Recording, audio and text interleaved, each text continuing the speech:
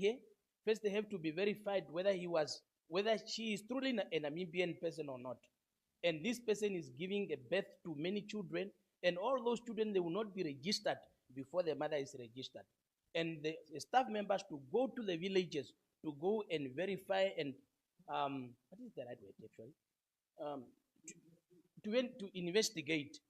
They are taking time, and because of this, with the number of undocumented people is increasing instead of decreasing. Please, we need action and urgent. We need urgent action to be taken so that these people can be assisted in order to benefit to all services that is available to the Namibian citizen.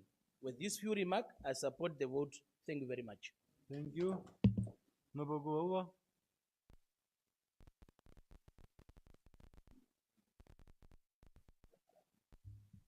Thank you, First Vice Chairperson of the Committee of the Whole Council. Let me join others to debate on this for 39 of Home Affairs, Immigration, Safety and Security, with that amount of 7,884,206,000. Let me congratulate the ministry, especially for massive recruitment that they recruited the youth in their forces. And I think with this budget, they can even do more. My contribution to the vote is on immigration, First Vice Chairperson. I'm so disturbed by the Commission of Immigration. I don't know this board, what are they doing? Are they just there for collecting their allowance and go back home to their offices? Because we have a problem with the people that are coming to Namibia to be employed. And I know the president also is now complaining of unemployment. We are all complaining of unemployment. We have our colleges like UDAM colleges, UNAM itself, NAST, and all those students that are being graduated there, they are roaming the street. But you find out when you are, especially us as a regional councillor, when you are going to the commercial farms, foreigners have been recruited to become a farm managers in Namibia with a qualification of just a grade 12 or even not a standard 10. But we have our people that are qualified, that are able to do that job. But these people that you are just finding out is now recruited from South Africa, from wherever, and it's coming to gain money of getting the job that's supposed to be, Namibia is supposed to be employed. And I'm questioning this immigration board, because I know their duty there is to screen and to see the people that are going to work in Namibia is those that with a specified field that we are not even offering in Namibia. But this is the problem that we are facing, First Vice Chairperson, and I'll call upon the minister to act on this board and to see what they are doing. I so submit and support the vote, First Vice Chairperson. Thank you. Thank you, Honorable Garondo.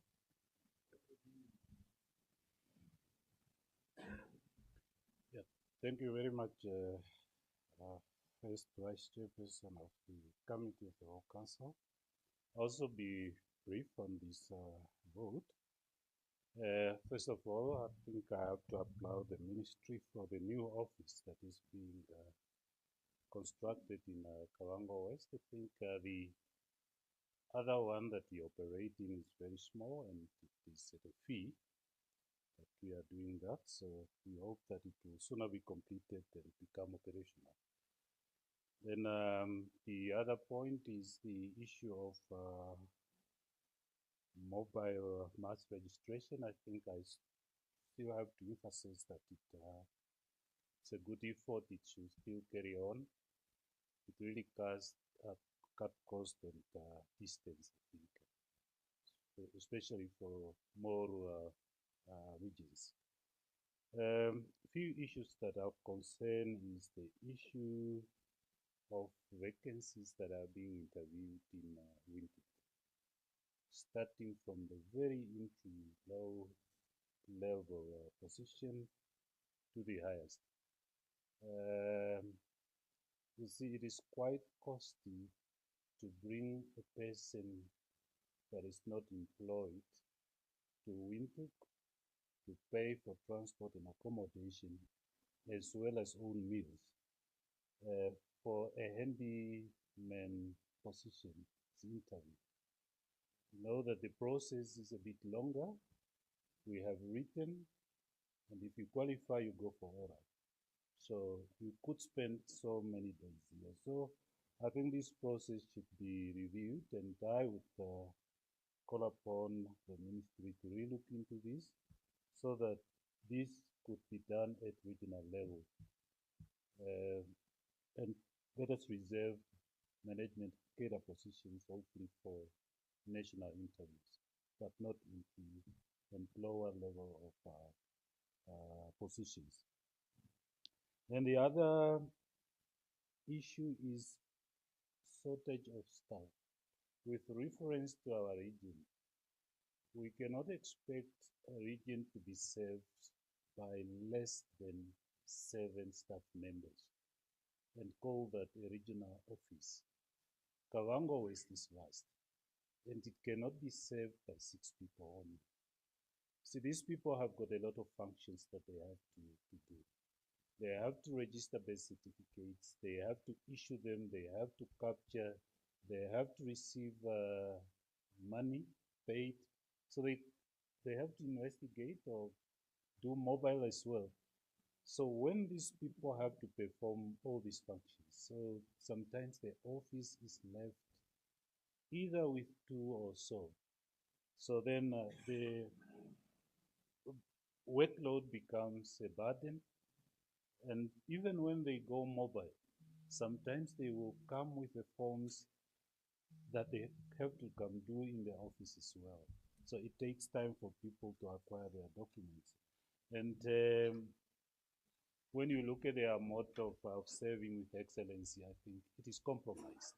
So I therefore would like to appeal to the ministry again to relook into the issue of staffing Kavango West. I think it has been pending since we started operating as a region.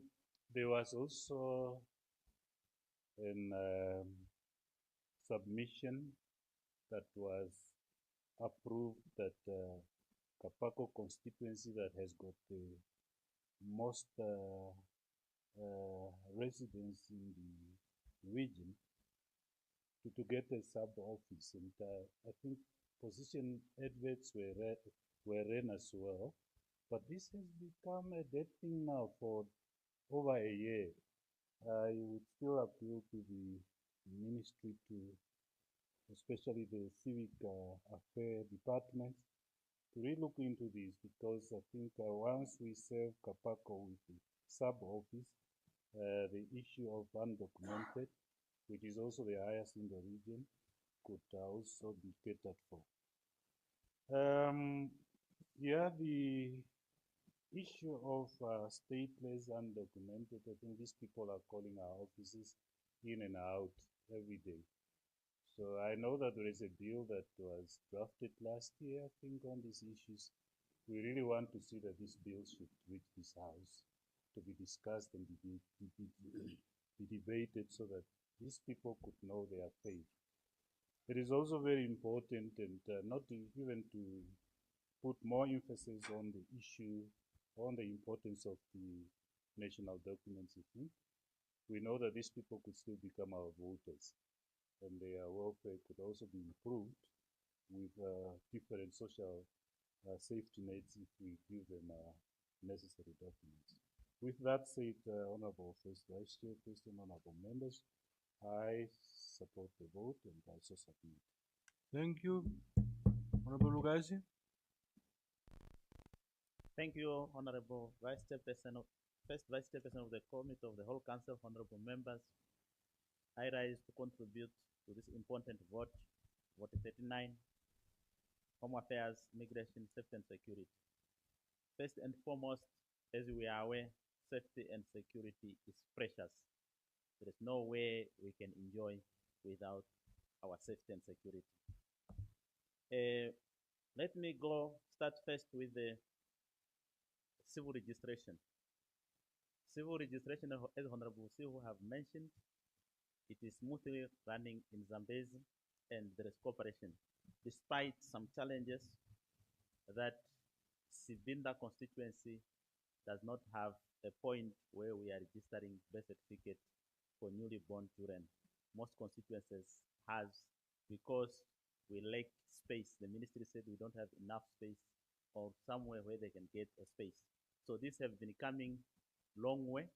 We therefore request the ministry, despite the budget, which will never be enough, that they should relook into the issue of rolling out the registration of the appointment of members to give birth certificates at all constituencies, since some have, it will be seen as unfair, and the question might come to the councillor, why not Sibinda, others, Kongola, Linyanti, Judiciary, Boloma, Katima Rural, all their staffs who are appointed long time back.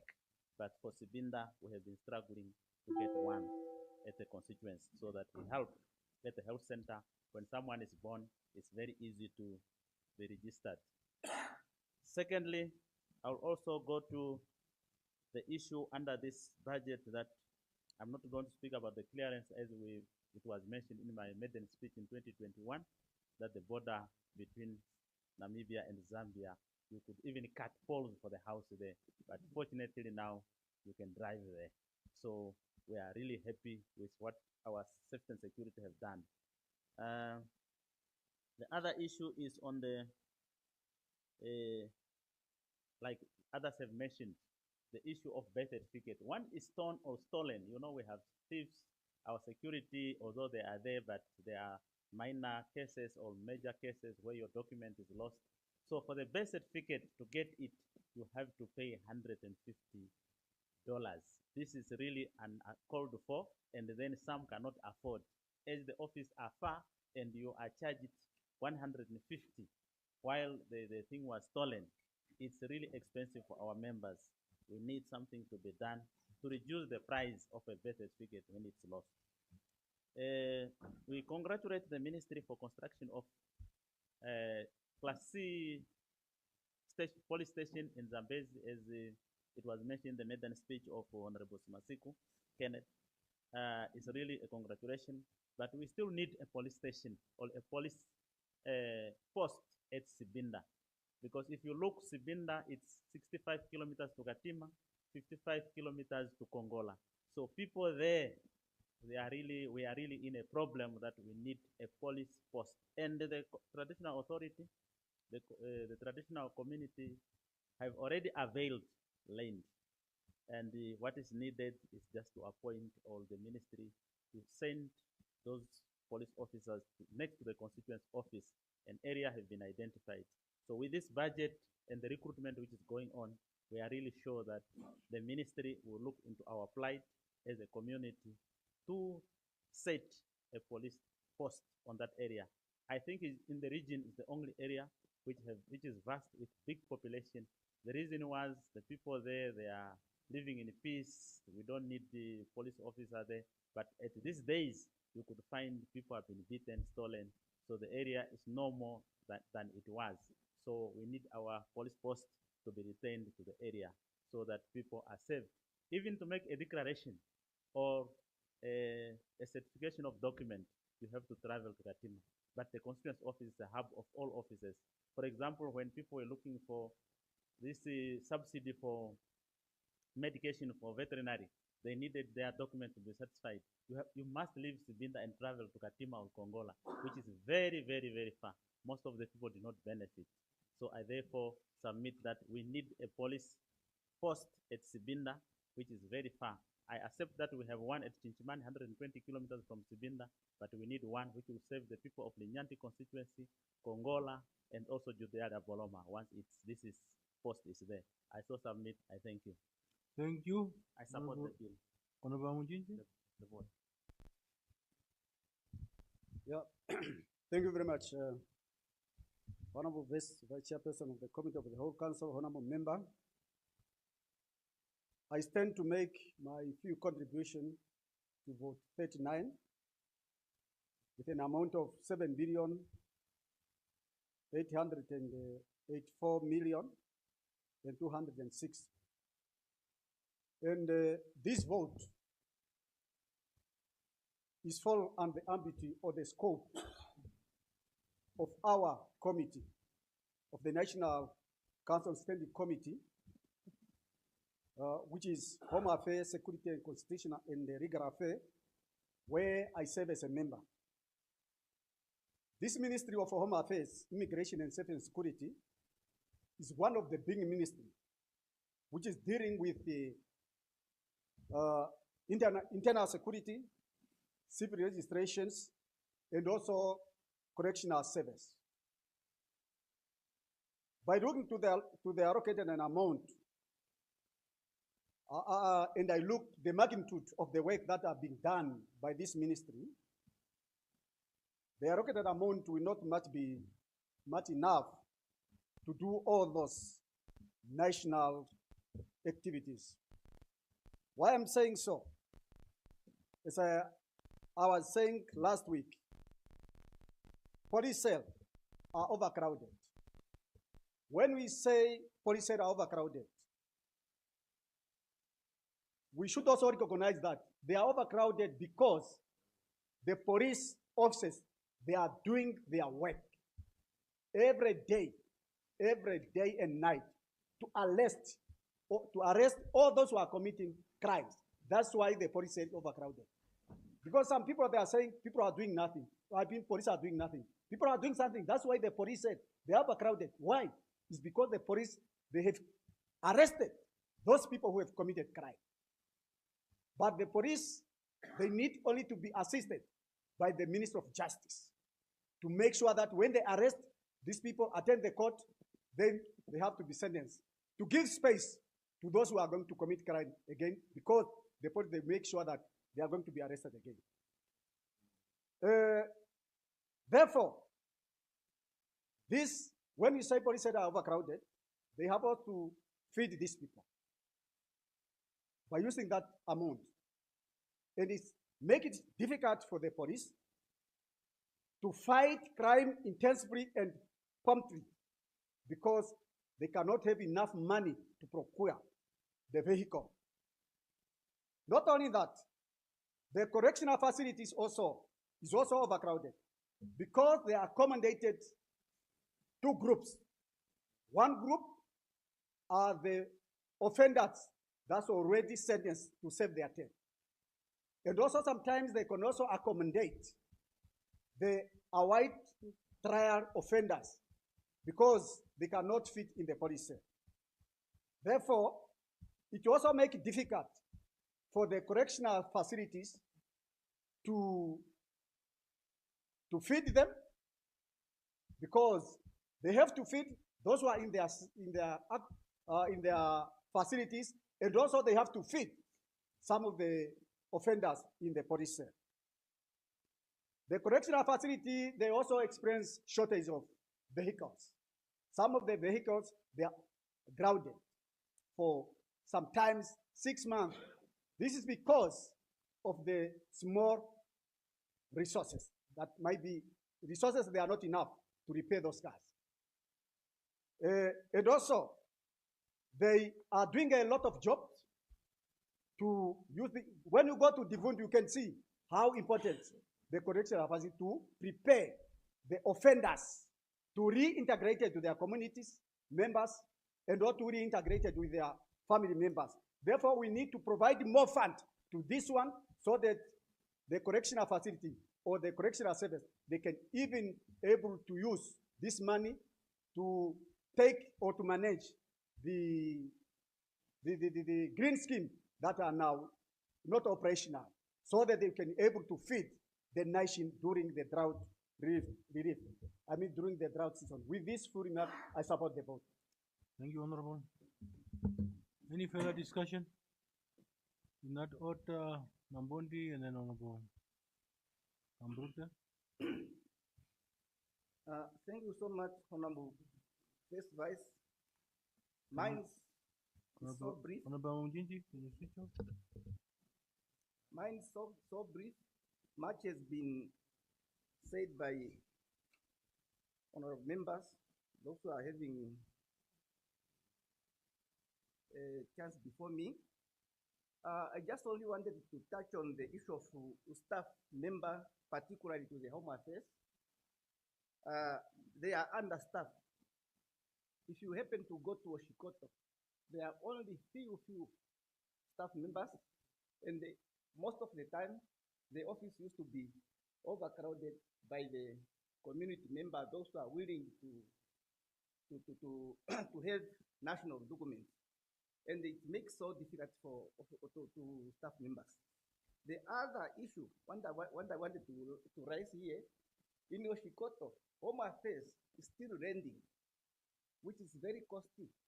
It is a hard time for the Ministry of Home Affairs at least to start construction of office. I don't know what happened to other region, but I'm just only observing it, Shikoto. The other issue is with that amount, I think it's also needed the Home Affairs to come up with a more outreach program. Lastly, maybe after few years, it was started, then stopped somewhere there, maybe because of fund or staff members which I said is they are understaffed. It's now time also maybe to the Ministry of Home Affairs to look on the outreach program so that community there, they may not travel long distances to the office. With that few observations, I shall submit. Thank you, Honorable Gambruta. Thank you, Honorable First Vice Chairperson of the Committee of the Whole Council. I rise to make a contribution to vote 39, dealing with Home Affairs, but I would like to just concentrate on safety and security and a little bit on correctional services. When I took office in 2020, the 15th of December, when we were sworn in the Hardap region, by that time I already had my manifesto and my 5-year strategic development plan for my constituency already drafted. And one of the main or the key performance indicators or pillars which I identified as to be addressed is the issue of safety and security. Because in Rehoboth, with a population of close to 50,000 people, we only have one police station.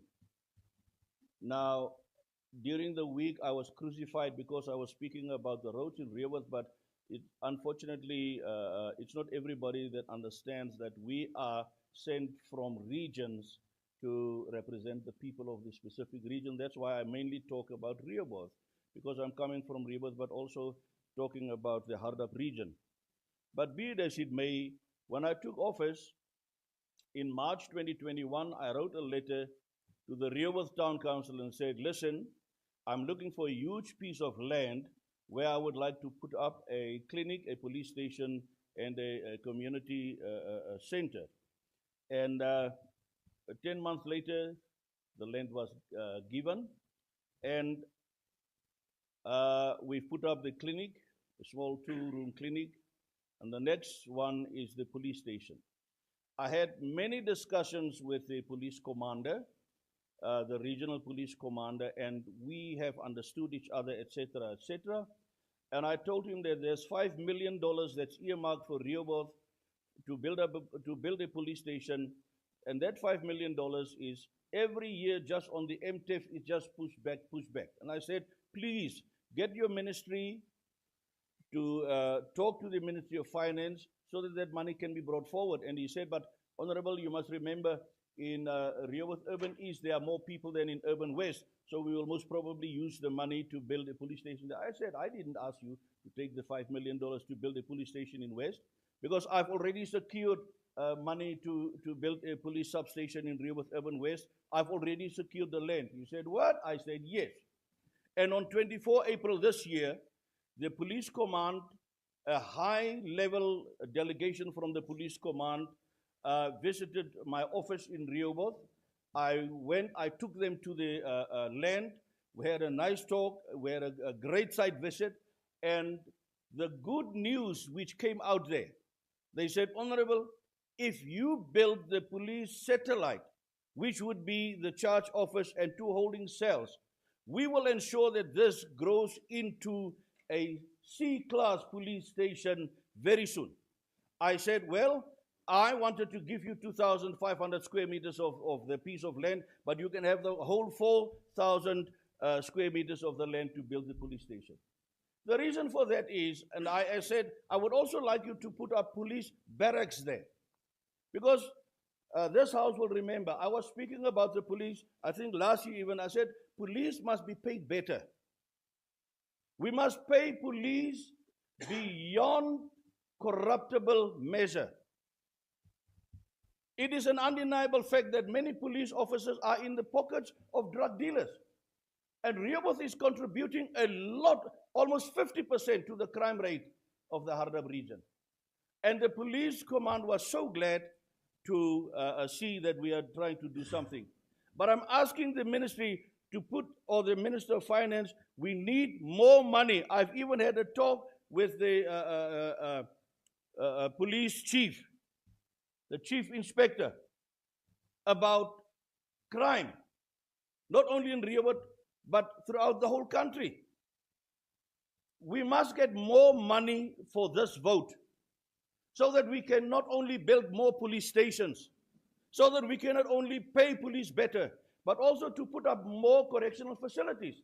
Like in the Hardap region, Marintal is as small as the Rehoboth Urban East constituency. It has a huge correctional facility. Rehoboth does not have one. I also asked them, please, police command, can you speak to the Ministry of Works so that those vehicles that's standing around, that they be repaired and be given to the police so that we can empower the police to go and do their jobs. I'm so unhappy with this small amount of time that we are getting to talk about these things. They're very important issues, but I'll concur with that. But I support the vote, hoping that we can get more money for it, to put up more correctional facilities and build more police stations and buy more cars. I so submit. Thank you. Thank you very much. Any further discussion on the vote? Honorable Guoko. Yeah, thank you, Honorable First Vice Chairperson of the Committee of the Whole Council, for the opportunity. And I think the previous speakers, they took some of my points, but I'm still there at this important ministry, Home Affairs and Immigration, Safety and Security, that as I see the money which is allocated to them, for me, my own personal observation is not enough. It is 7 billion, but the workload which is of that ministry, it sounds not enough. But nevertheless, this ministry needs transport. It needs cars to reach all the corners wherever crime is committed. Whenever you are in the constituency or in the region, something's reported to their officers. They used to say, no, we don't have transport, we don't have vehicles. But if you see this money, the really as it is, a portion of it has to buy vehicles to make their work easier. And Abu Kambrute talk already about the salary. They have to be paid well to do their job also. And the other thing is that these people, as it was said, the correction services side, those people having also a lot of work to carry out. They are also not safe. They are not safe Those are the responsible to keep the offenders at all levels. There's a word which is said criminals who having more experience more than those officers. But if they are well equipped, well trained, they will manage. Correction services, holding cells, it's full to capacity. Sometimes if you go there, even yourself, there's no space to pass. All those people are healthy there. With some of them, they're having very minor cases. Some of them. That's why when we were discussing about the judiciary, I think justice and this Home Affairs, they have to work together to see how they will make these holding cells, cases to be finished on time. Judiciary is there responsible for keeping laws of the country, to see that things are working. People must not just kept there. 300, some of them, they say, no, I'm just here for 2 years, but I need $300 to go out. $300. Maybe justice and Home Affairs have to come together to take away of Traore. People to work on those projects. Those who are having a minor, small cases, to be punished in such a way to work there. What is that one? Yeah, that one. Community services. So that they can be released and make it. It's true. If you come, some of them, they become sick there and died. Just because of our justice and Home Affairs, and they are not working together to harmonize the situation, to see how our citizens also have to be assisted. No one is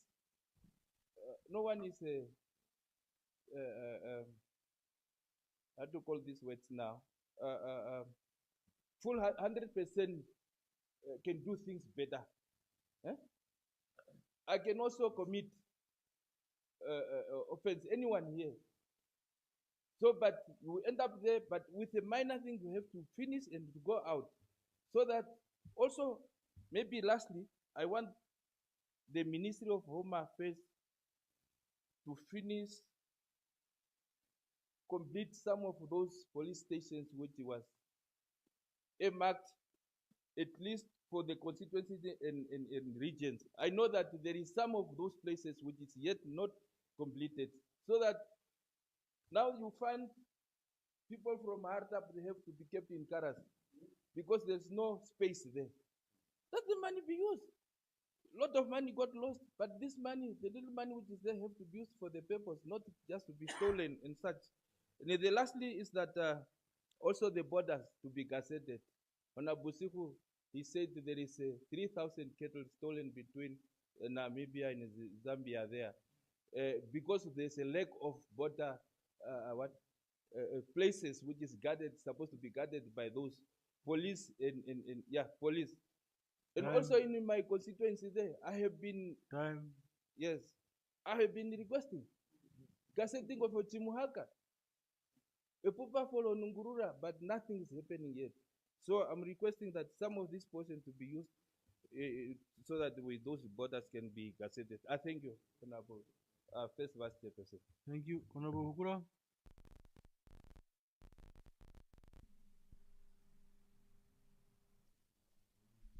Thank you, Honorable First Vice Chair. I have a small contribution on this vote. Mine goes as follows. I have realized that some of the Home Affairs in Okahanja, some of the people who were registered there, for their full birth certificates, the system have maybe crashed or something, that if you lose your birth certificate, it's now not possible to get a duplicate from the Home Affairs offices. So where people are now being sent to the police to make declarations and so forth. Now, a person who's having already an ID, that means he have gone through that process. He had at one. The point of order. Honorable Debele, you are raising one. Honorable First Vice Chairperson of the Committee of the Whole House, I'm actually standing on Rule 68, subsection 2. My Honorable just wanted to inform Honorable that he can still hold on the glasses so that he can see very far. Because he's a bit That's not a point of privilege. Please, can you sit down, Honorable? Thank you. Honorable Okura, can you continue?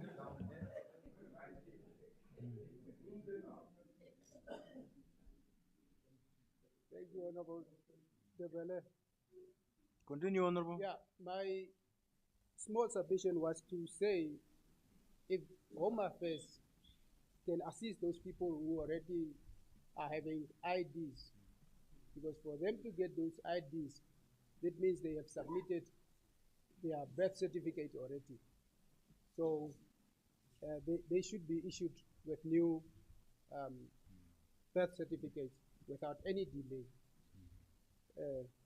And that is my small contribution, Honorable First Vice Chairperson, and I support the bill. And so support. Thank you. The vote. Thank you. Can you switch off? Any further discussion? Honorable Debele?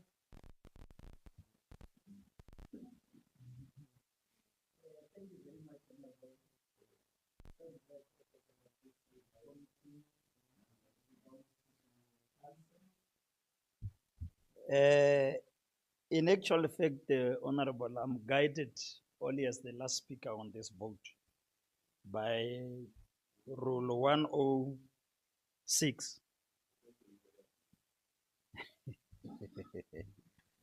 Honorable, looking to really what was transpiring specifically on this vote, because this vote have Home Affairs, have immigration, have safety, have security. And when I look at Rule 105, I realize that really it will be fair, Honorable, if the vote has so different section, maybe proposing for the Honorable members to be given 10 minutes at least to finalize that. I so submit as a proposal, I so submit. Can you just repeat that? Honorable Debele? Honorable Debele, you are saying what? Oh, let me start maybe by welcoming my new members. And I want actually to tell Honorable Hukura that, you know, a coin can buy the same good, although it's having the two sides. You should not feel that when he's done the other side there, it doesn't belong this side.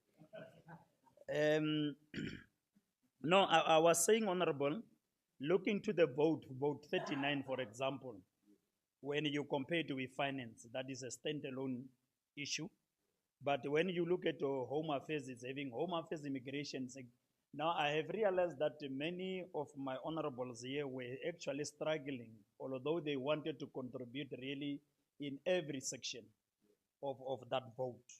Now the 5 minutes to me was actually a bit of limited, and whenever they want to make a point, which is actually now recorded, but it does not come up making sense out there. And hence I said if maybe a vote is having different section, the minutes maybe to be increased to 10 minutes. I think if the proposal is accepted. We have a first ruling where we're saying we'll then allow 5 minutes for a member to contribute. And also we have within that also made a provision that sometimes when a member, somehow we are cutting him from where we are giving him the second option to conclude. Is that not in order? Now, then coming up with another proposal again. So, I will overrule you now for now. So, any further discussion on this vote? Number Abraham?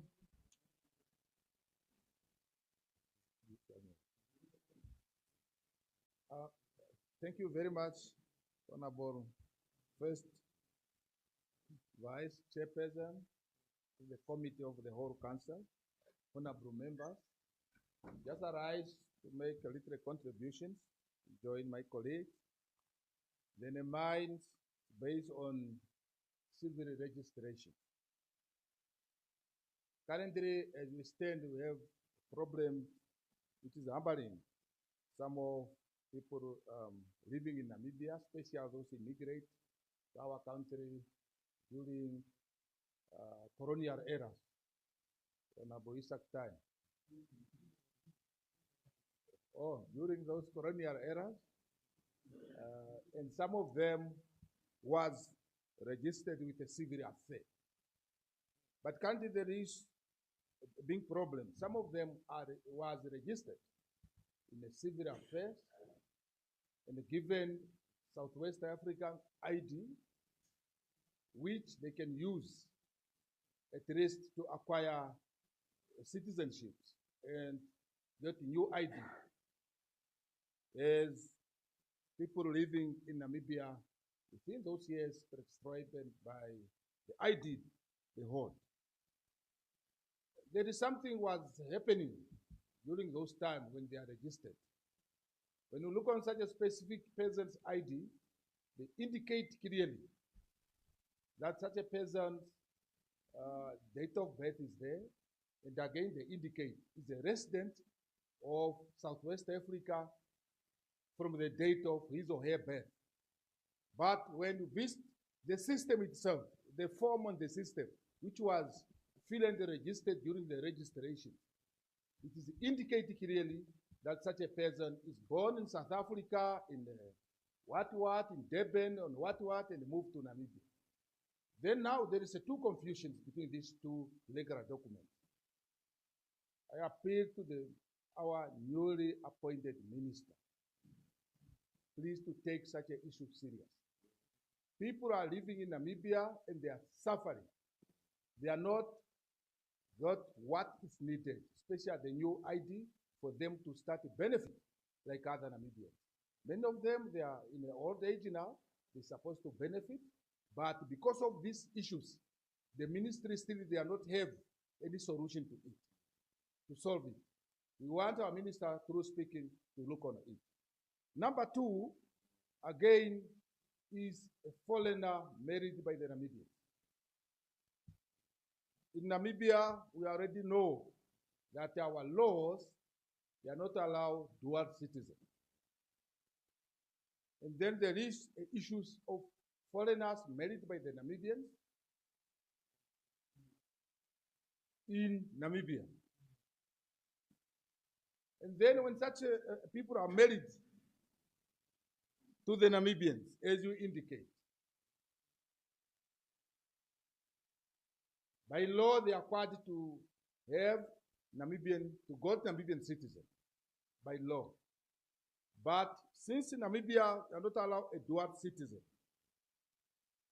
those people who are married to the Namibians are not got the Namibian citizen until today. Because our government wants such a person to renounce it, to surrender, they are citizens of the country of origin. And some of the country, like in Namibia, they are not allowed such. They are not allowed such a thing to be happen. If a Namibian married in Britain, Namibian government, they are not allowed such a person to surrender a Namibian citizen. So that when one of the good days, when he come back to Namibia, he's going to be a foreigner, while he's born in Namibia. There is those countries around us not allow also such a thing not to be happen. It is prevent completely those foreign married to the Namibian not to acquire the necessary documents in the country where they are married. Then my second appeal to the minister is through speaking to look on such an issue, so that our document and the neighboring countries' document speak to each other. and helping our citizens to acquire as an African, as an SADC citizen. So I submit, Honorable. Thank you. Any further discussions? Any objection? I see none. Agreed to. Honorable members, when you look at our clock, it's already past 1, but we still have 2 more votes to discuss. I am seeking the concurrence of the House whether we can finish the 2. And then we go take our lunch before we go to the information sharing meeting that was announced by the Vice Chair. Is that fine? Okay. I shall now put vote 08, Defense, 7,494,898,000 Namibian dollars.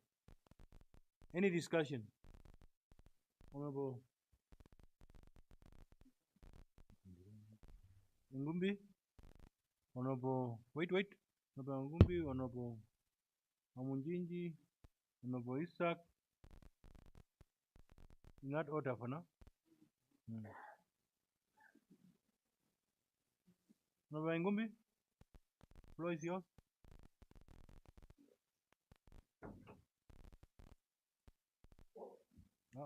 It's him.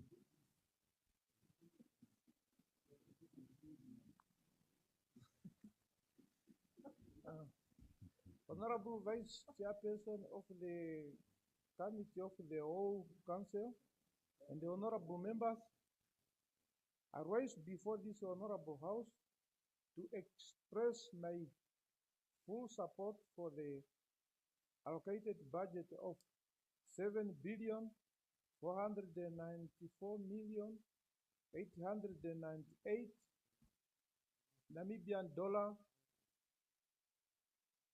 to the Ministry of Defense under the current Appropriation Bill. I am firmly convinced that this allocation is not only justified, but necessary for the continuous peace, security, and stability of our nation.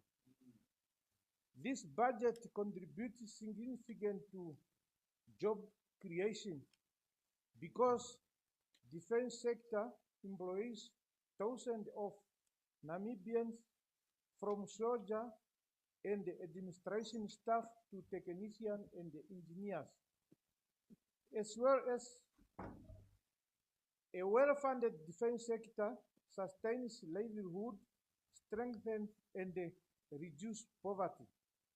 Because the defense force plays a critical role in disaster response and the humanitarian relief, whether in times of flood, drought, wildfire, or other emergencies. The Namibia defense has consistently shown dedication by rescuing stranded citizens, delivering emergency supply, and providing logistically support to the other ministry, like assists with the transportation and the distribution of drought relief food, especially in hard-to-reach rural areas. Honorable members, to me, this budget enables Namibia to continue fulfilling its regional and international peacekeeping obligation as a responsible member of the international community and the Southern African Development Community, which is SADC. Namibia must be ready to assist in missions that promote peace and democracy across the continent. In doing it, Namibia enhance our global devastating and contribute to a safe region. Lastly, let me hope that this budget will enable the Ministry of Defense to procure essential defense equipment necessary for operational readiness in era of rapidly changing global security dynamic and emergence threats. It is vital that our defense force be enough resources to respond quickly or immediately and effectively. NTFC equipment must be modern, well-maintained, and suited to our terrain and needs. In conclusion, I therefore humbly but strongly urge this Honorable House to support this vote, vote 8. I thank you. Thank you. Honorable Mujinji. Yeah. Thank you very much, Honorable First Vice Chairperson of the Committee of the Whole Council, Honorable Member. When you talk about defense, you talk about security. And as I have already said, I'm a member of that committee. I stand to make my contribution in support of vote 8 with an amount of 7 billion 494 million 898,000. It's worth of it. First and foremost, I want to thank and applaud the Namibian Defense Force for continue protecting the interior sovereignty of our country, the land of the brave Namibia. I would like also to applaud the Ministry of Defense last year, even this year, for recruiting younger Namibian people to serve in the Namibian Defense Force, especially those who met the recruitment requirement. This year, most of the youth who went through the National Youth Service training, they are also recruited. Most of them, they are also recruited. This is a very good move, because we cannot train a youth, then you leave that person in the street. This is a good move, and we want other ministries like the Ministry of Safety and Security, the Correctional Service, whenever they are also recruiting, they should co-opt the youth that went training of the National Youth Service. Therefore, I call upon the youth who are undergoing now training at Yosona, Okanja, to take this training very serious, because they are the lucky one from many Namibian youth who have applied to take up this opportunity. They must take this very serious. They should not resign from training. Otherwise, they jeopardized the opportunity of the others who could not able to make it, because there is a limited number of people that need to be recruited in a specific financial year. Again, during the past 3 consecutive drought years, the Namibian Defense Force have assisted various regional councils to distribute drought relief food by allocating trucks to deliver food to the beneficiary, thanks to the ministry. Even this year, during the flood, the Namibian Defense Force has done much during the flood by allocating a helicopter, Numsati, Shana, Hangwena, Omusati, and other regions, to move people from inaccessible places, to take them to the hospital and also to other essential services. This is a very good move for the Ministry of Defense. They even went further to assist the farmers who want to take food to their cattle headers in the post, in their cattle post. They have assisted. Therefore, if there is money again in the Ministry of Finance, they should again appropriate a certain amount of money to Ministry of Defense so that they can continue to do the national work and also to protect the national sovereignty of our country. I saw support. This is what I saw move. Thank you.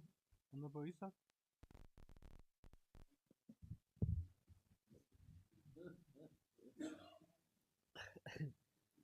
Thank you, Honorable First Vice Chairperson of the Committee of the Whole Council, Honorable members. I will be very brief. The recruitment of defense cadets annually. They are saying 20 recruits from a region. Then, when the recruitment comes, you must check the names. In Hardap and Garas, we are seeing surnames which is not from the two regions. That means it is affecting our numbers to be recruited for Hardap and Garas. It is affecting our numbers to be recruited in the defense force. Whilst if you look to the 4 O's, you will see the surnames which is relevant to the region. Honorable Isaac, somebody on the Honorable switch on your mic, Honorable Amra. You are rising on? Yes. I rise on Rule 68, number 5. Point of information. Just I want to give the Honorable information that Namibian people, where we are in Namibia, Namibian people, they are free to stay everywhere in Namibia. That's why Namibians cannot be identified their region of origin by name, because they can stay everywhere. I don't know whether you find the name Kaushweni in Karas, then you indicate already that Kaushweni is from north. It's impossible. If their fathers and others, they are staying in the Karas. So, we are still having them. We have them. Yes, we are still having all of the people on all the countries. And then such a tribalism, honorable members, we are in the August House. We are in August House. Honorable, we are in the August House to represent Namibians. It's not your... You are a national leader. When you are here, we are a national leader. That's why we need to discuss issues which is affect all Namibians as a country. We are here to unite our people, but not to divide our people as leaders. And then Namibian people have followed us, follow our discussion. Then we need to follow the rules and laws of this house. Tribalism and other things, we need to put it aside because we are a regional leader. And then just for this, I give only the honorable information that there is such a thing. So honorable First Vice Chairperson, I submit. Thank you, Honorable Isaac. It was just a point of information. Can you continue? Yeah, thank you, Honorable Vice Chairperson, First Vice Chairperson of the Committee of the Whole Council, Honorable members. Now, if you say 4 hours, they got no 20, 24, 80 in a recruitment, 80 cadets. As Hardap is 40, but then we are not, the names is telling we are just 10.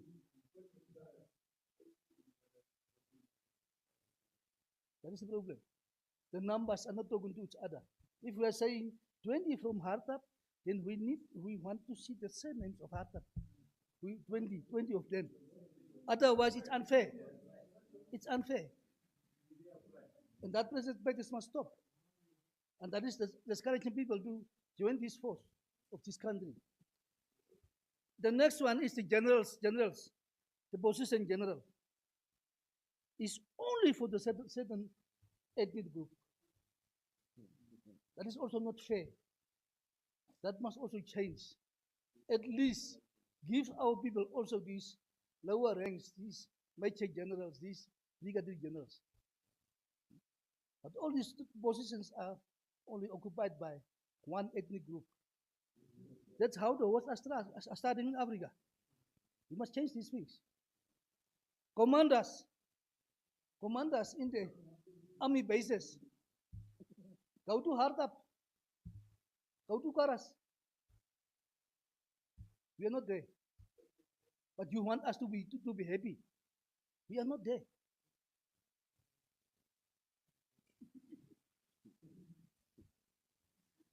And we are keeping quiet.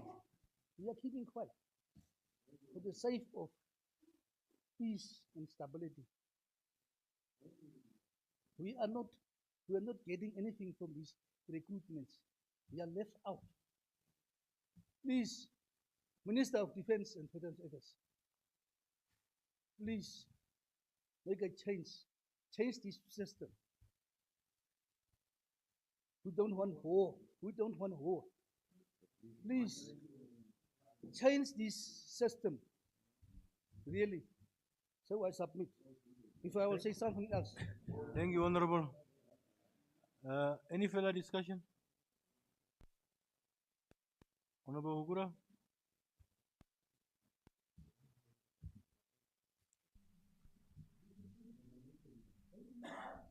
Thank you. Orders, please. Honorable Hukura, you have the floor.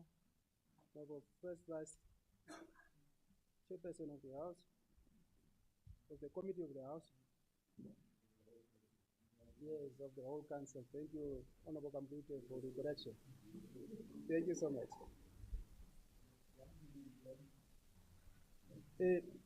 I rise to make my contribution on vote 08. And my small contribution is in regard with the training of our soldiers, for the NDF members, specifically the new recruits in the areas of Osona and Ezenkari bases, which is adjacent to the communal area of Ovitoto.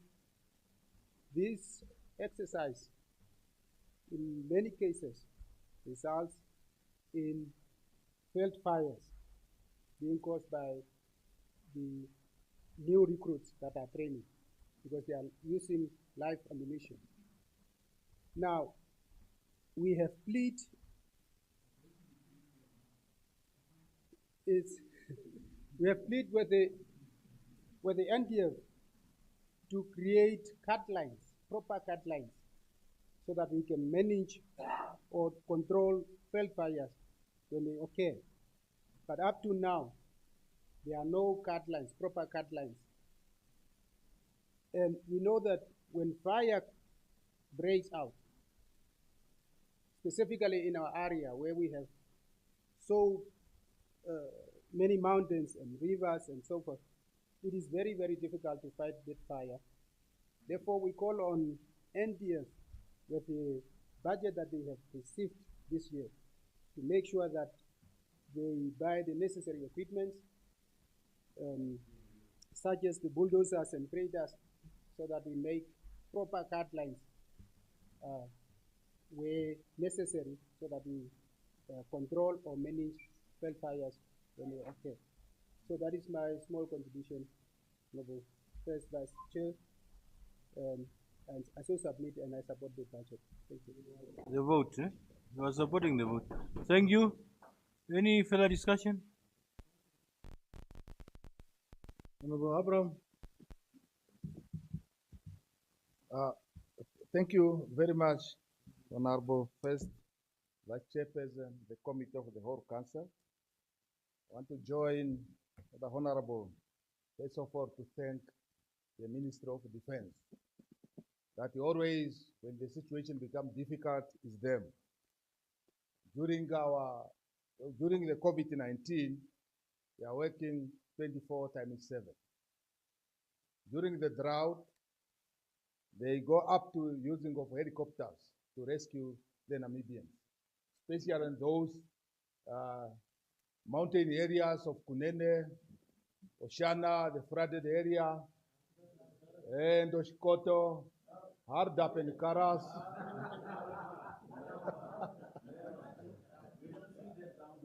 clearly, because Karas is not a mountain areas like Kunene, helicopter was not there. The Honorable indicate that. But the truck of NDF and the others, they are there distributing food, drought relief food. Yes. NDF truck is there distribute food to the Namibian people on those regions, which means that NDF is everywhere. That's why we need to support the budget. We support the budget. Then I come to the recruitment. Again, I want to thank the ministry of the model they put on the place how to recruit Namibian into the NDF. Since now, the recruitment started from the constituency. The applicant submit their application to the constituency office so that the constituency, they verify that a specific person is from a specific constituency. From the constituency, the applications, from the constituency, the application taken to the regional office, not to the NTF barrack, but to the regional office. This is the procedure, what I'm saying now. Yes, the process and the procedures. Order, honorable members. Order. By the NDF.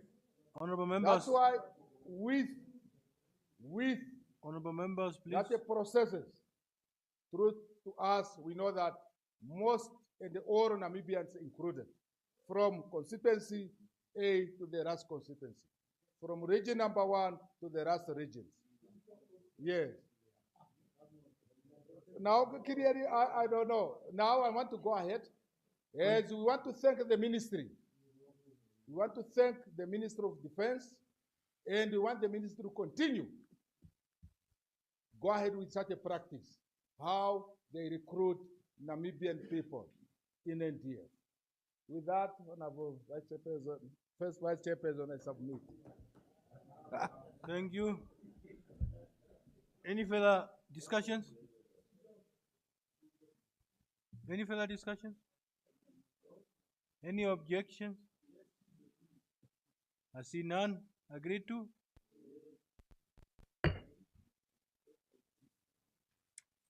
I shall now put vote 31. Veterans Affairs with 1,535,000,000 Namibian dollars. Any discussion? Honorable Isaac, Honorable Muteka, Honorable Jambula, Honorable Pinge, Honorable Munjinji, Honorable Katura, in that order. Can we start? Honorable Isaac, first.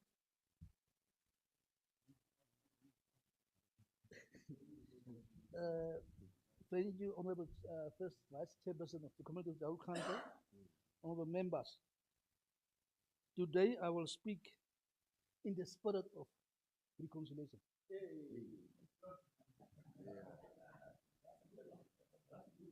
Let me start to give a brief background of this Swadi and Kufut issue, which you don't understand. The system then was people who were forced to go to the army from school level even. People didn't go to army out of their free will. It was a regime like this one. It was a regime. Whether you agree or not, if a regime is enforcing something, you must follow. That was the case. Now, reconciliation, this what is maybe very difficult for us to understand. Reconciliation is a process of addressing the legacy of past violence and rebuilding the broken relationship it has caused. That is what reconciliation is. Now, this time around, I do have specific demands from these people. They want certain things to be given by the current government.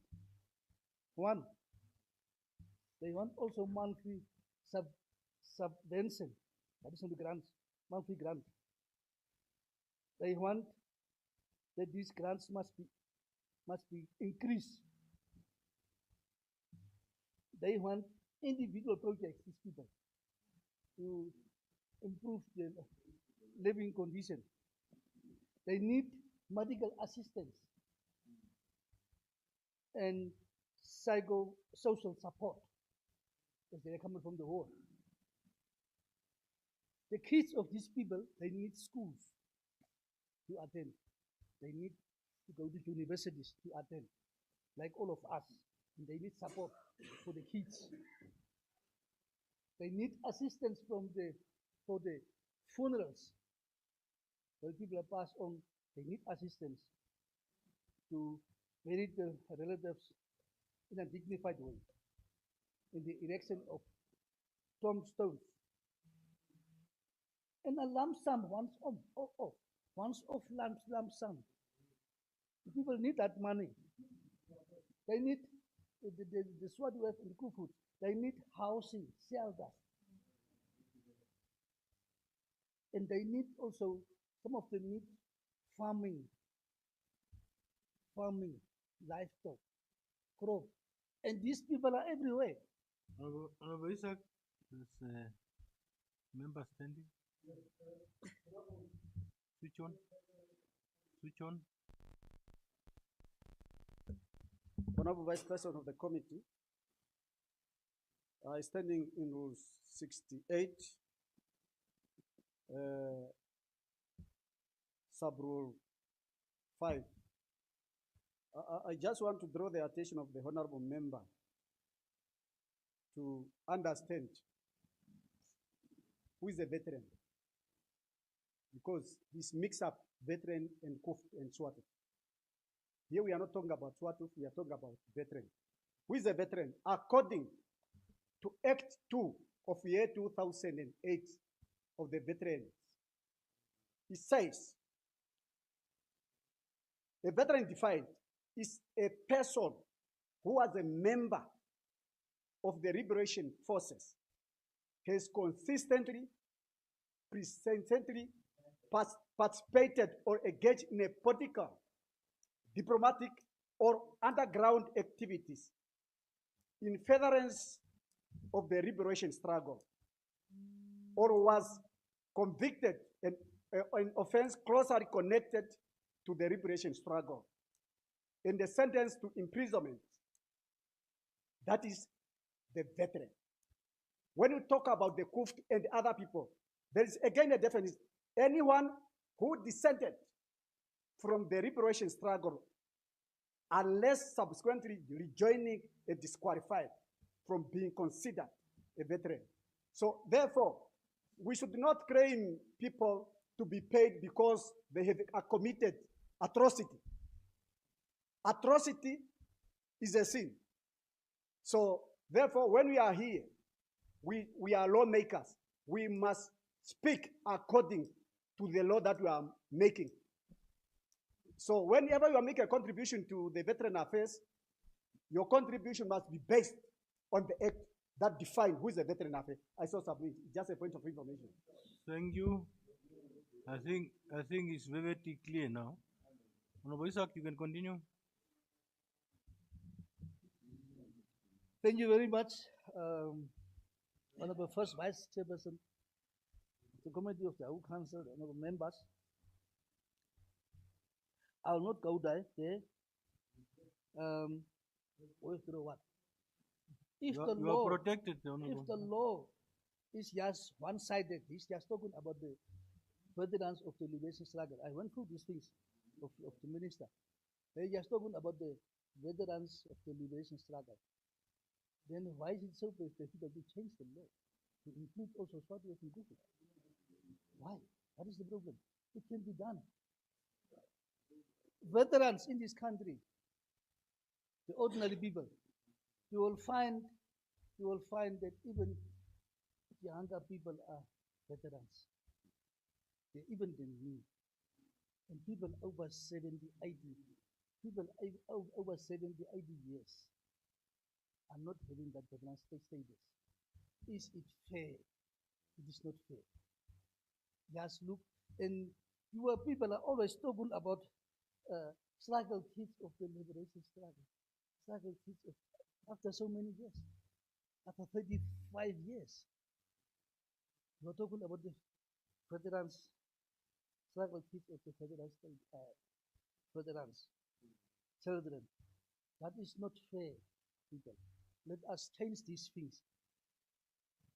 If we want to move on, these things will not end here. You think these things will the talks will not end here. You are forcing us. Time is up. You are, okay, without supporting the vote, so I submit. Thank you. Honorable Muteka. Thank you very much, Honorable First Vice Chair of the Committee of the Whole House.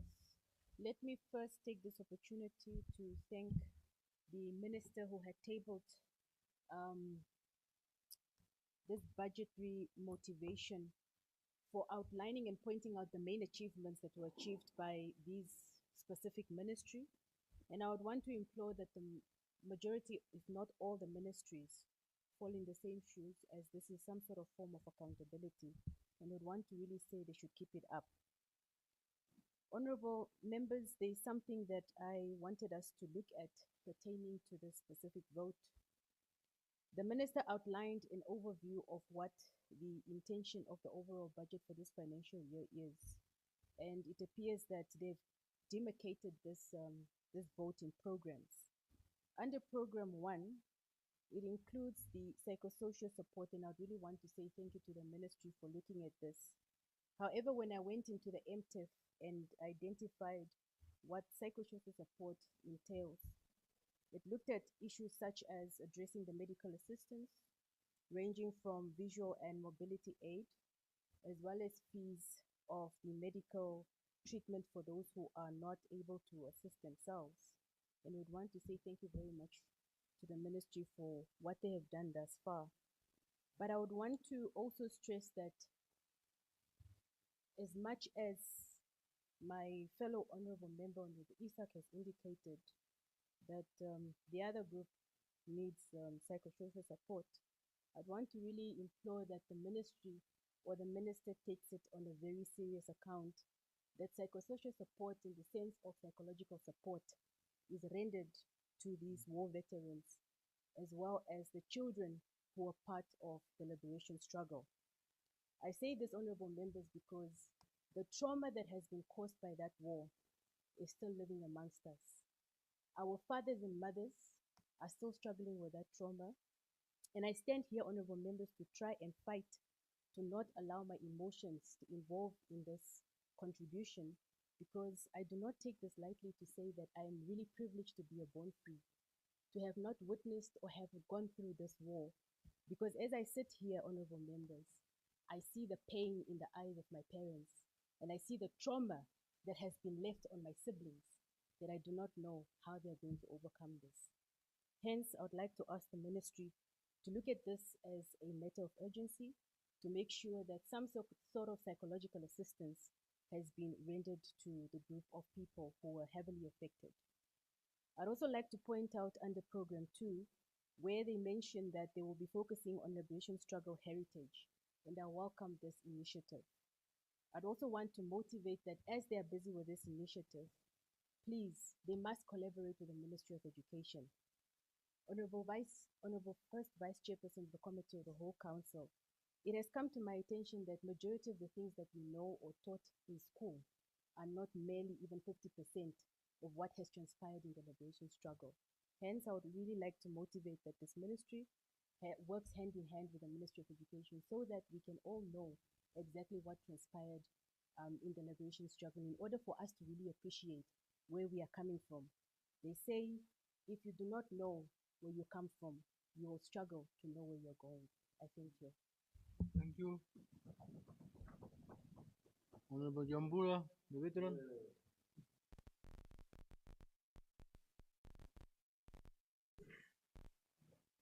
Switch your mic on.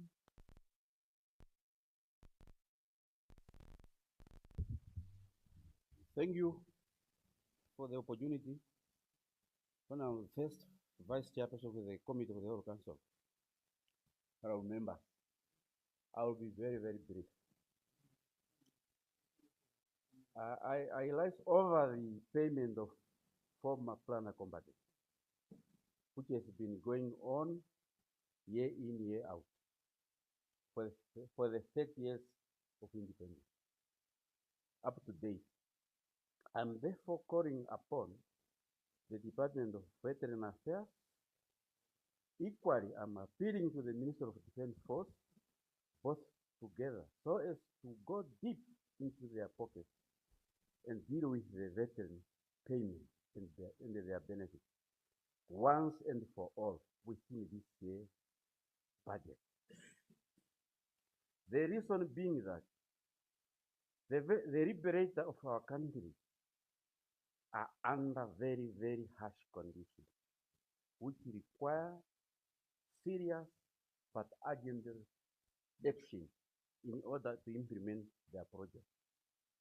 I'm therefore calling upon the Minister of Defense, together with the Department of Veteran Affairs, to seriously look into this issue and address it for all within this year budget. With these few remarks, I thank you. Thank you. Honorable Pinge. Thank you very much, Honorable First Vice Chairperson of the Committee of the Whole Council. Honorable members, I also like to join Honorable Zabula to support the vote 31. That one is for the Veteran Affairs, for an amount of 1,505,000,000. This department is specifically for the war veteran that brought the independence of this country that we are enjoying, or that is enjoyed by everybody in this country. But most of our veterans are aging now. Others are departed from this world without tasting their benefits. And these benefits are not transferable to the family once the owner is no more. I therefore appeal also to the minister to consider and fully involve in this process in order our plant fighters to get their benefits of all of them, at least within this budget. Otherwise, the ministry should come up with a provision that this benefit can be transferable to the spouses or to the children of the deceased if the owner is no more, like the other benefit from the government. With this, I support the vote and I so submit. Thank you very much. Thank you, Honorable Katura.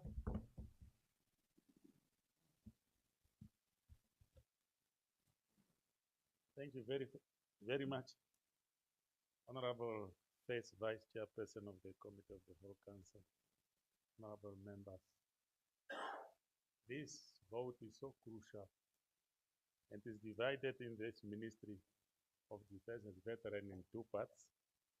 This one was presented by the Deputy Minister, Honorable Mudita. I think it's important that we have to make a difference between many people contributing to this vote. Number one is, let me look at the three words here. The first one, we talk about who fought for what. Secondly, reconciliation. And thirdly, independence. The aim was so that we liberate our country to be independent country. Before that, nobody could call this country as Namibia. Just by the word Namibia, to call the word Namibia, you are present. Now, the question is, if someone is fighting for independence, the other one is fighting So that against it, these two cannot be the same. Therefore, but it's good that reconciliation was adopted after independence or just before, so that we could work together in peace and harmony. The purpose of veteran affairs to be given all the previous the rights and the benefit is to promote and implement programs and projects initiated to improve the socio-economic well-being of these veterans, including the preservation of the history of the national liberation of Namibia. These people who fought to liberate this country. I can recall the first time when Resolution 435 was not approved. It was hectic that day. The armies could be seen all over, and then we were not at peace. Imagine now, when it was signed, the other side again. And therefore, these people fought for the independence of this country. And I went, and it caused trauma to all of them, even disorders, and they were in need of medical services. And they have also to be resettled down. And by getting this, also the cash payment. And therefore, I really fully agree and support that these veterans should still continue getting their monthly payment as far as all of them concerned. I'm only worried about 2 to 3 points among these. I believe that there are veterans who qualify, but they do not receive anything up to now. And there are also veterans who qualify to be veterans. They used to receive the funds, but now they are not more receiving the funds. The funds have been stopped.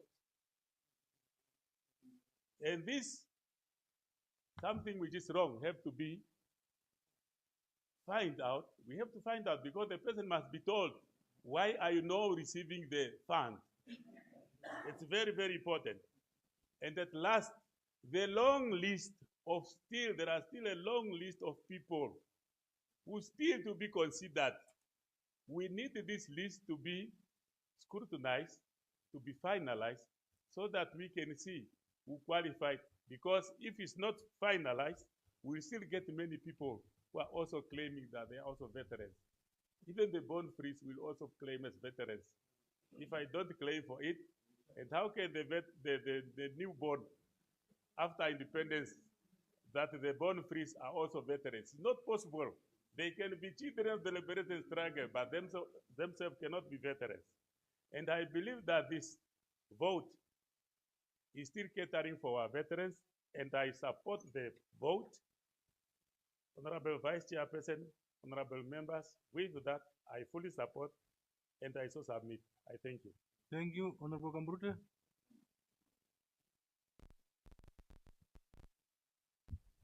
Thank you, Honorable First Vice Chairperson of the Committee of the Whole Council. I think you may know that I normally do not participate in this vote for my own personal reasons. I truly understand, and I fully understand the Act when it comes to who qualifies to be a veteran. And I'll say it again as I've said it before. The veterans are not only those people who left the country and fought from outside. Veterans are also people who stayed here in the country and faced the oppressor. Let me talk. And faced the oppressor, looking the oppressor in the eye, refusing to call him boss or Mrs. Even 2 Saturdays ago, no, 1 Saturday ago, a German gentleman came while I was singing. I used my talents to collect money for blankets. And he came there in his drunkenness and wanted to talk to me, and I said, it's fine, we're okay. And he put a thing there, a drawer of a cupboard there, and said, I must try and sell it for him and we can share the money. I said, that's okay, just put it there. A wonderful lady came and put in generously in the box. And she smiled, and I said, thank you, madam. And this chappie said, you would say, thank you, Oma. Well, what's wrong? She's an old lady, so what's wrong with thank you, Oma? I said, thank you, Oma. And then he said, no, you must say thank you, Oma. You must say thank you, Mrs. I said, well, we are past that time. You're going to say any weer for me, Sony. These are the things that I'm still facing today. I face it. I was born in 1960 in the middle of apartheid. I have grown up in apartheid. I know it. But I didn't go out. But it seems as if the veterans are only those who left the country. Don't listen. That's how you act. You act as if it's only you, and you also act as if it is only you that can speak about it. I can also speak about it. I know what apartheid is. And some of you so-called veterans who left the country, you don't know half of how to be treated by the apartheid. You haven't heard that. Honorable Gamrute, please speak through the chair. Oh, Chairman? Don't address All right, them. I'll speak through the chair. Through the chair. Some of those speaking now about the liberation struggle, some of them have left the country. They have not for one day experienced, Mr. Chairperson, the hardships of apartheid. So they cannot come and tell me about who can be a veteran, who cannot be a veteran. My father took people during the shooting of 10 December. He took people with his employer's truck, his lorry, and he took them to Groot Oak. But he was never afforded because there are children sitting in the offices to decide who is going to be a veteran and not a veteran. If you were not born before 1960, you cannot come tell anyone who can be a veteran and not be a veteran. Go to the office, the veterans office, and look at the ages of those people who sit there, who decide who's a veteran and who's not a veteran. Lastly, we're talking about reconciliation. We're talking about reconciliation, but we don't live reconciliation. Reconciliation, we need to address the root causes. We have never said that and sat down and talk about it. We need to build trust. Point of order, Honorable Gamrute. I want my 3 minutes. Switch off your mic. Honorable Gamrute. Honorable Chief Whip. With due respect, just for information. Okay. Yeah. Rule 68, sub rule Yes. I know, with due respect, Honorable Gamrute, the staff members, they are not the one to determine who is the veteran, but there are committees constituted with the members who were inside and the members who were outside. Those are the members to determine who is the veterans, but not the staff members who employed in the Ministry of the Environment and Correction. The Ministry of the Veteran Affairs. Just for your information, thank you. Thank you, Honorable Gamrute. Was just information. Can you continue? Honorable Chairperson, can I get my minute back for that information which I already know? Continue, Honorable. You see, telling me that it's not the people there. I know there's a board that discusses about this. Look at the ages of those boards. People younger than me are also serving on those boards. We can go there, I'll show you. Now, and the other thing is, go look at the composition of that board. I'll tell you again, the composition of this board consists of one tribe only, which is the Avambo people. There's a point of order, Honorable Gamrute. Thank you very much, Honorable Vice Chairperson, first Vice Chairperson of the Committee of the House Council. I stand on a point of seeking clarity. Honorable Gamrute, you're referring to younger people that are forming part of that board. However, I want to find out what the foundation criteria is to identify who is regarded as a veteran. As far as I'm concerned, we look at the Veterans Act.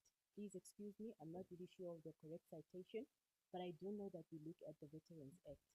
Now, the reason why I'm seeking for this clarity, Honorable, is to say, if we are looking at an issue of age, then we have a crisis in everything else that constitutes benefits for people who are older than us, which means myself, who's a born free, I also do not qualify to form part of that board. So I seek clarity to understand when we say it's younger people than yourself, what exactly are we saying? Thank you very much. Thank you, Honorable Gambrute. Do you want Honorable Vice Chairperson, first Vice Chairperson, I would like to refer Honorable Emma Muteka to the Veterans Act 2 of 2008, and she will get all her answers in there. Thank you. We're talking about reconciliation. But whenever it looks as if somebody that did not go outside is asking for something, then it looks as if there's resistance. Reconciliation includes, not, as I've said, not only addressing the root causes. We have never sat down and spoke about this. Building trust. We look at each other. Jy was 'n Koevoet, jy was nie 'n Koevoet nie, jy was 'n D, jy was 'n. That's how we go about in our society. We don't look at overcoming the psychological barriers, and it's not only the people that went out that has got psychological problems.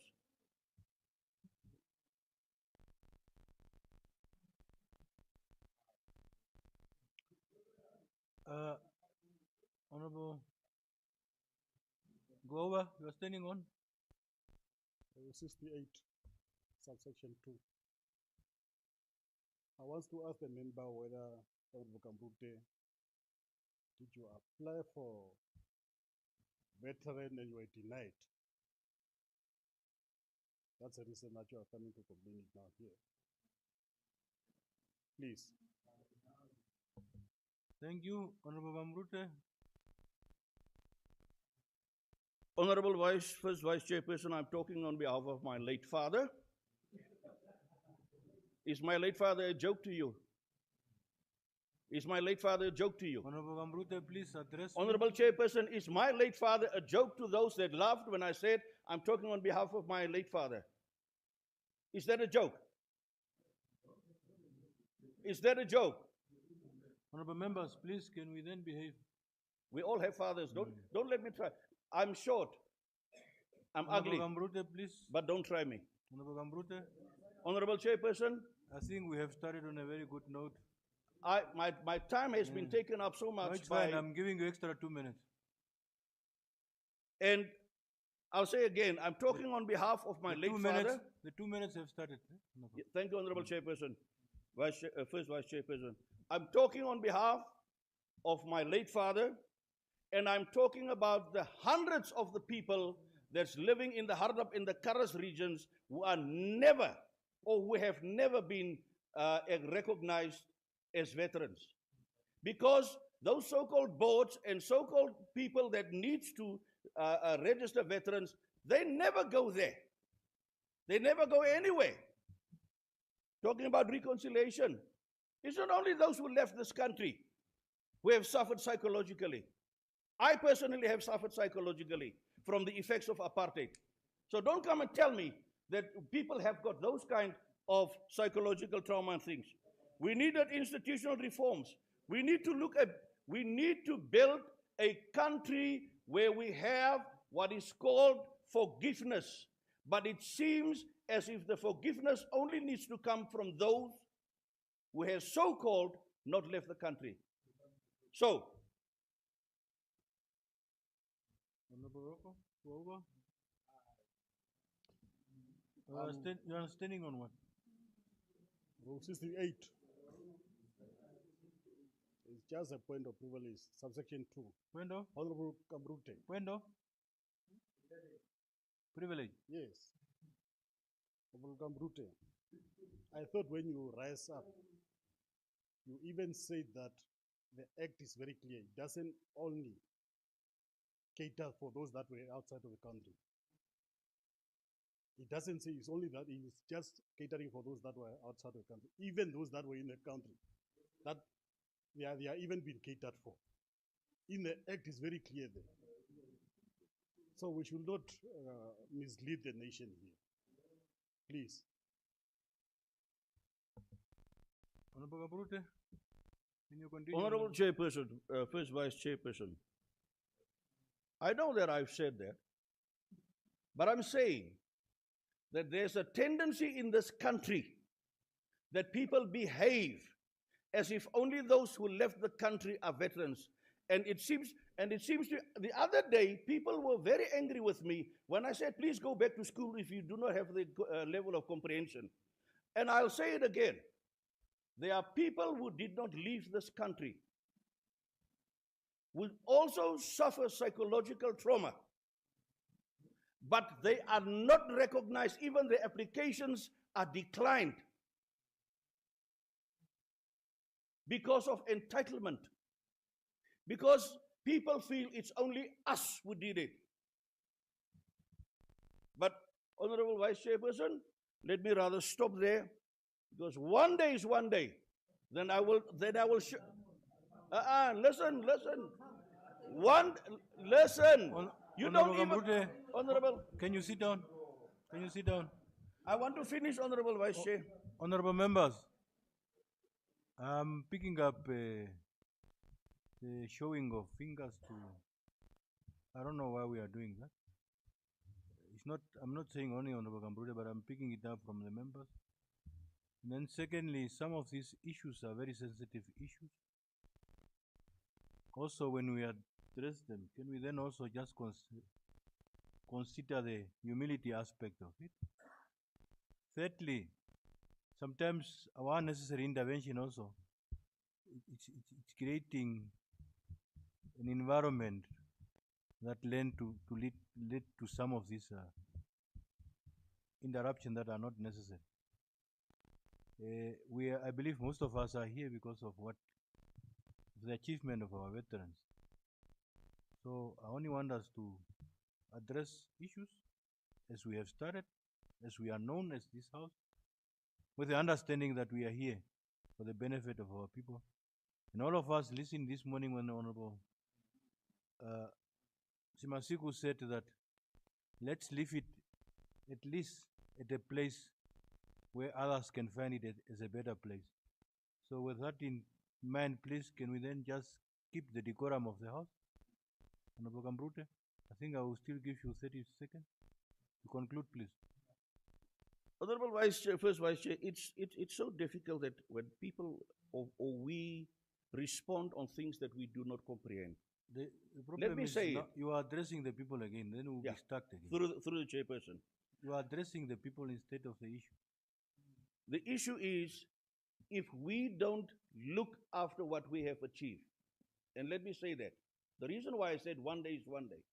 One day is one day that we will lose this very precious piece that we have worked hard for, that we have fought hard for, if we do not get rid of the entitlement syndromes and the beneficiation syndromes and the disadvantaging syndromes, we are going to lose this precious, very precious piece that we have fought very hard for.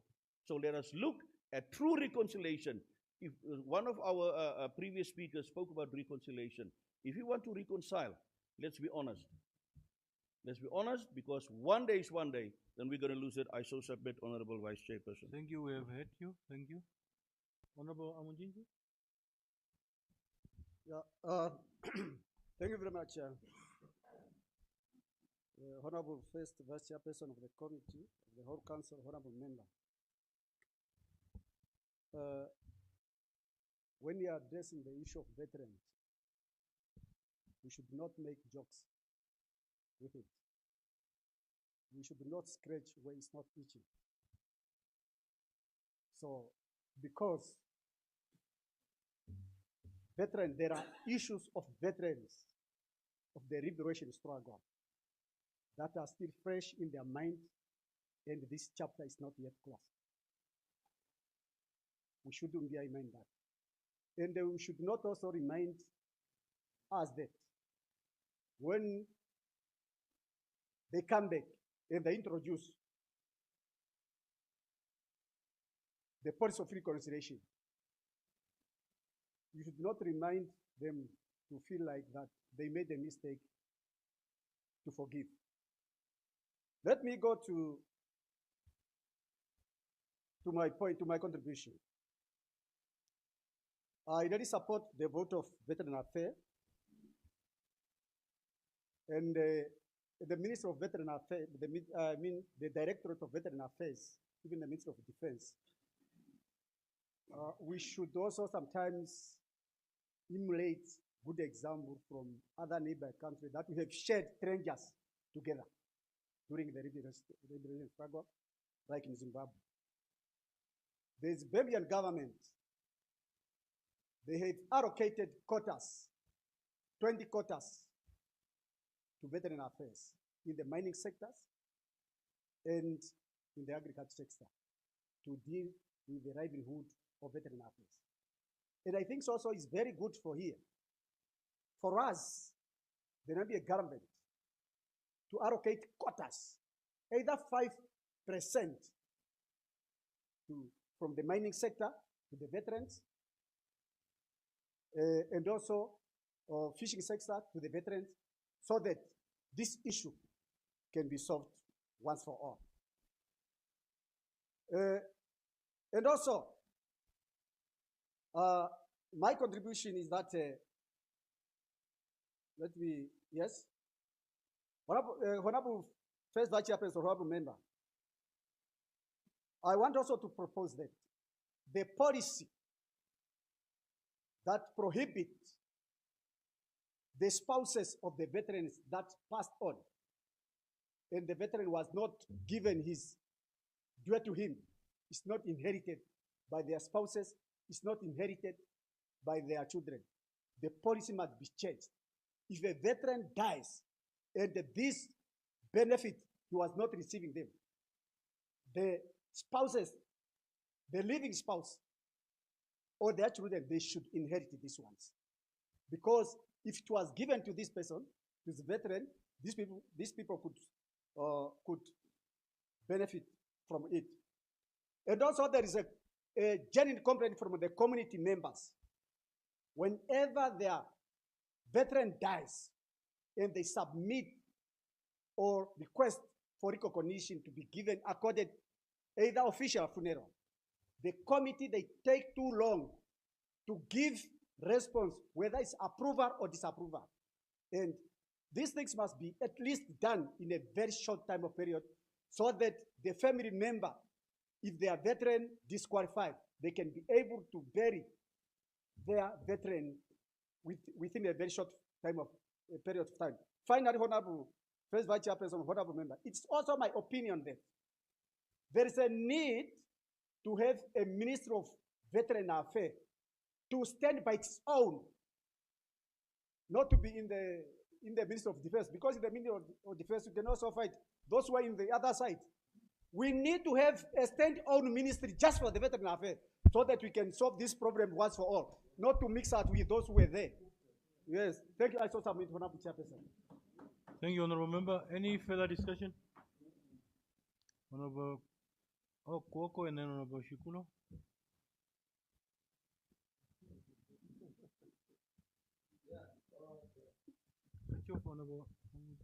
A very good afternoon to all of us. Thank you, Honorable First Vice Chairperson of the Committee of the World Council. I just rise to contribute also to vote 31 of Veterans Affairs. I think I don't have much of this, but the money which is allocated here, it might be enough, although it's not sounding enough, because some of the members are supposed to be included, they are not there. So this money is supposed to be increased so that also other members like Kufut and Swatu could be included. So we intend to ignore things. You cannot just be called a war veteran just from falling from somewhere. Maybe you were fighting against somebody. That name, you have to be given that name when you were fighting somebody. So that person, all of us is Namibian people. It's not from somewhere else. And there is that reconciliation. And all of us 42 members who are in this house here, you are having blood and friends from Kufut people, being your families, and also from the the one which we are referring that is war veteran. That is the truth. No one will deny that here. So we cannot exclude our brothers and sisters because of the past. We cannot. Let we just be serious here. And even in 36 million, 36 million, give that money to the owners. Give the money to the owners. Because even here, there is 8.8 million was just paid to the cost. So we are not talking about it. If that money is still to be given, then maybe you give it in portions. It could be better, and you leave them. Now you hold the money of those people who were given by the South African government, which they were saving for. When they request, you say that those people, they cannot talk. What are we saying here? It's oppressing. Yes, it's oppressing. And as I have said already, those who are your brothers and sisters, and some of the people here, you benefited during that time. So let we do that. Let me just try to give the money back to them. This is the point of order. Yeah, no, it's clarity. Honorable Koko, don't force us that some of the COF members they are our brothers and sisters, or they are our families. No, that's a misreading. Because you are saying majority of all of us who are here. No, I personally, I doesn't have any member who is serving in a kufu. No, that's why I stand to decline that. No, I don't have a family member. Of course, they are human beings, but if they are not entitled to receive, they doesn't entitled to receive. But don't force us to recognize that they are our brother and our sisters who are serving in a kufu. I myself I stand to decline that. I don't have any brother or sister who is serving in the kufu. Thank you.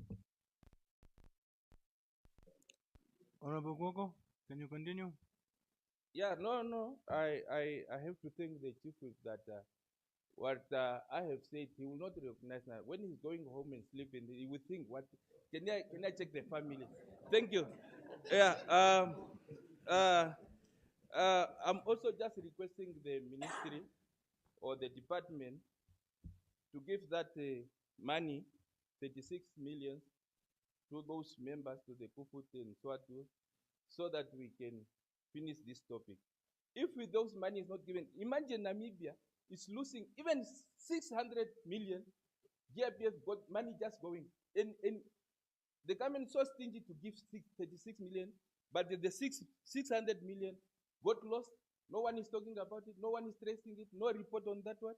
Even this 8.8 million paid to the ghost, we are not talking about it. That okay, why this money, if it was too much on that coffer and given just to those ghosts, why it's not recovered and given to those people requesting their money?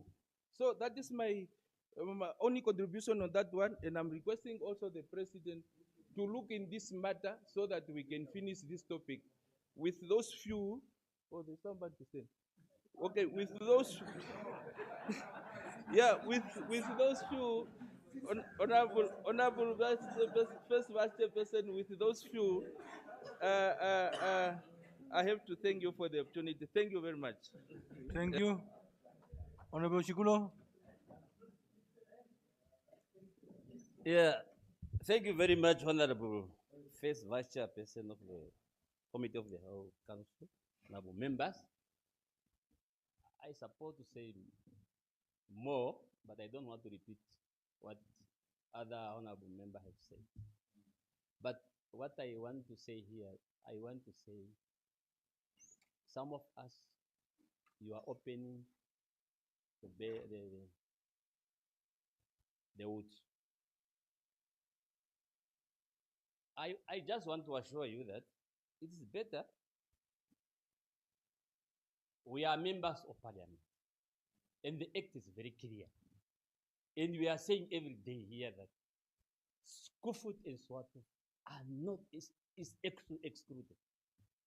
And I don't know when are we going to explain more about this. Whenever we are talking about the Act of Veterans, Kufut and Swatu are not there. Straightforward.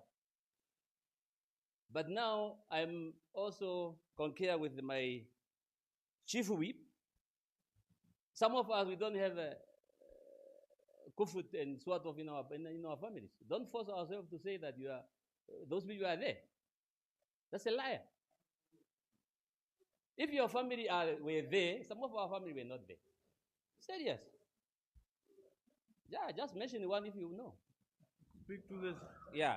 No, Honorable Chairperson, we are member of Parliament, but let us do what we're supposed to do. Not to force people to say where our family were what? Member of Kofi. No. And as I'm talking here, we are talking about the people, we left people in the bush, sacrifice for this country. The peace and stability which we are enjoying today, some of our members and our family, they have fallen their lives in the liberation struggle. Why those who were now blocking the independence, they are the ones who are quarreling now that they want to be recognized. As a what? As a liberation struggle member, or as the one who were broke the independence, which we are enjoying today. Sometimes let us do the things seriously. That's what I'm saying. If you are talking about this vote, it's very important, and we not joke with it. Some of us, I was talking one day here that even one day we were running from 10 o'clock until in the evening by these people. Please, honorable members. They are having cars, they are having everything because they were collaborated with the enemy. But today we are saying these people must be recognized. What? For what? And those who are recognized, they are recognized because of their work during the liberation struggle. But the question is, now you are recognized because you chase people, you kill the people, or what now? And if you go to the act of the veterans, it's very clear. And sort of they are not. They are excluded in these votes.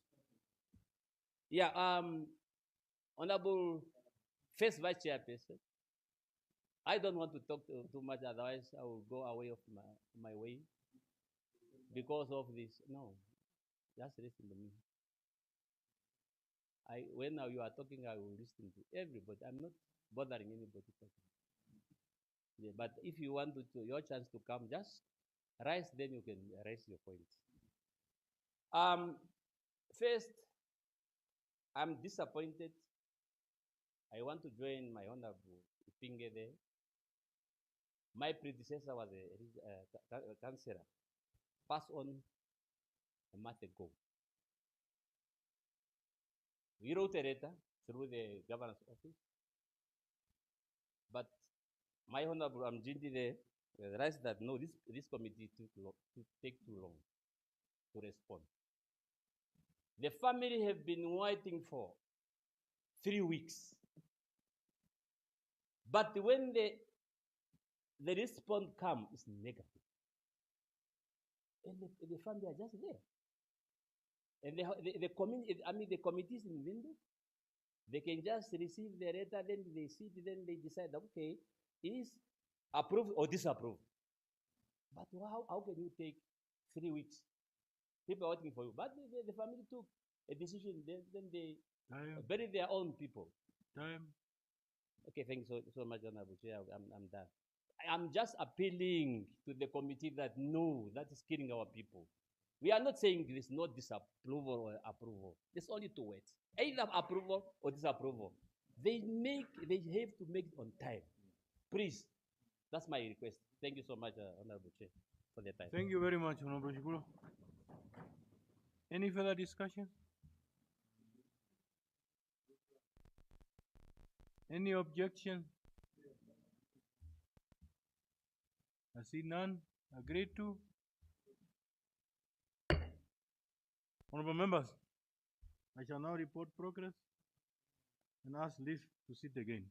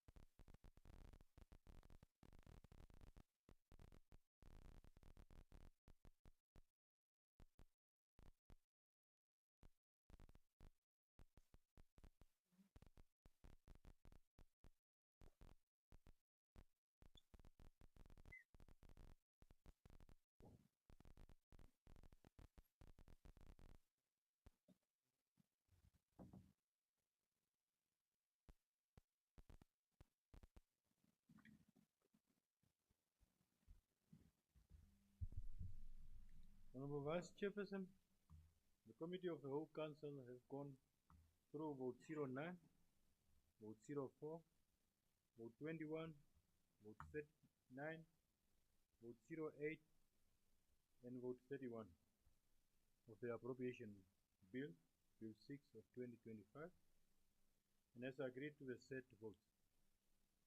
I now ask this to sit again. Thank you. Permission granted.